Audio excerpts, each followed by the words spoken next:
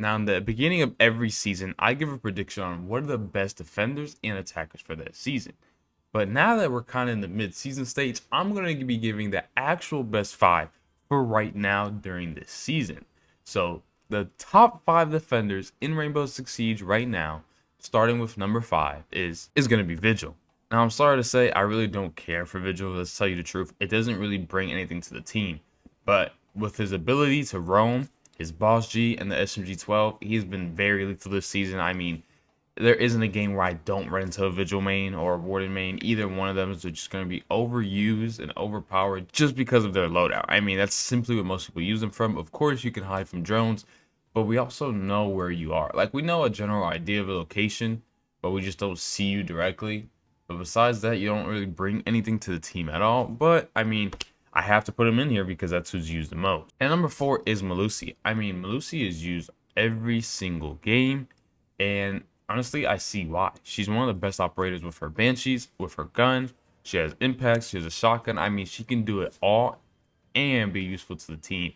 And you can still roam her because she's not needed in sight for any of the things that she has.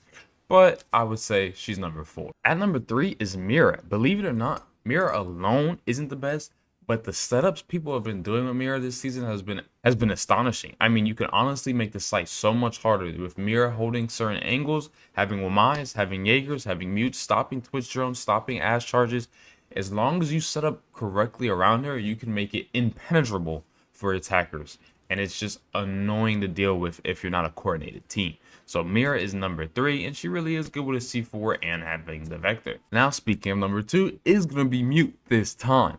Mute honestly is still phenomenal. The thing to deny intel, to stop breach, having his shotgun and SMG-12, it's an all-around operator. Plus a C4, I mean, there's no reason there shouldn't be a Mute on your lineup no matter what map. This is one of the operators that's not situational.